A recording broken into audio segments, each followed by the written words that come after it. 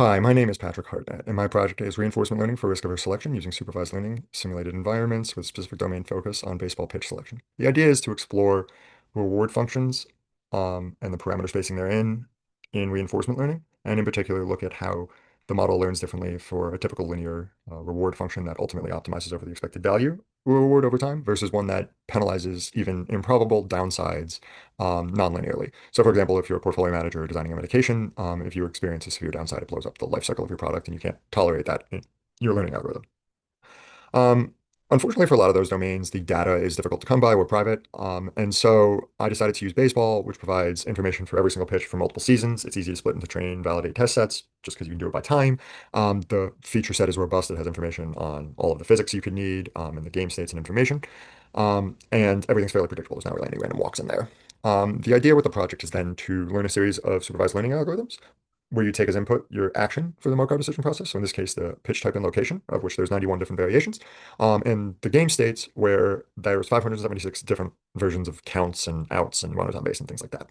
So given a specific one of those, you input that into a series of supervised learning models that learns the physics of what's likely to come out with the pitch and gives you the probability of different outcomes, be it home runs, doubles, etc. In order to add some randomization, if you assume everything is Gaussian, which it's not, and that's a natural extension, you end up with the ability to simulate repeatedly different pitches that take you from one state to the next, and learn a Markov decision process from that. So specifically here, I want to start with supervised learning models. I use L2 penalization for everything I'm about to say to help with overfitting. It does a great job, it seems, from the results.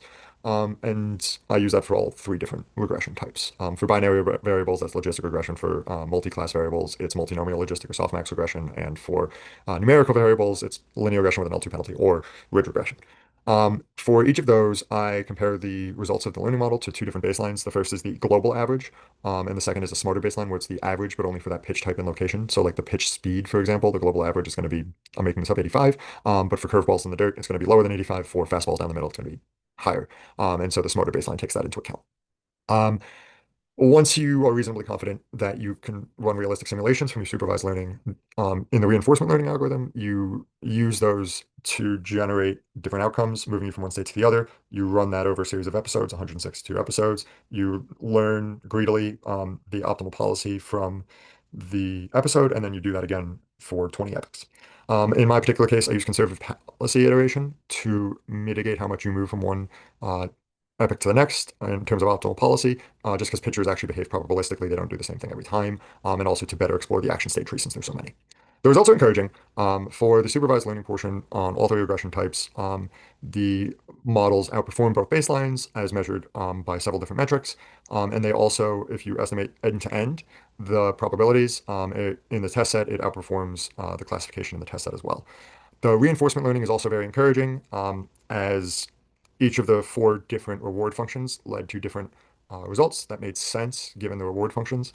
For instance, limiting big innings did limit big innings, that they were the least among them. And limiting runs led to less runs than just limiting outs, which just seemed to try to get people out as quickly as possible. There were a lot of pitches down the middle hit into play. Um, in terms of where the project stands and the future state of this. This is really a good proof of concept. I think that the supervised learning results were really encouraging and made me believe that they're very predictable. Or more predictable than I possibly thought. So the simulations were realistic. However, I think there's several extensions that still need to happen.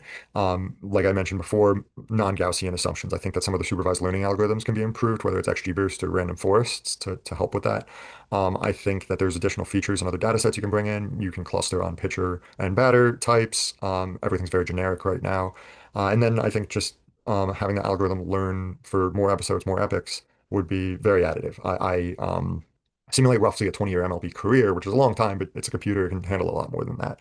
Uh, and then with that, I think the hyperparameter exploration can be furthered across all of the different models, but particularly in the reinforcement learning. And particularly, I tested four different reward functions, but I think you can come up with a bit more of a continuum than that to look for elbow points and things like that, where um, the learned behavior changes somewhat dramatically.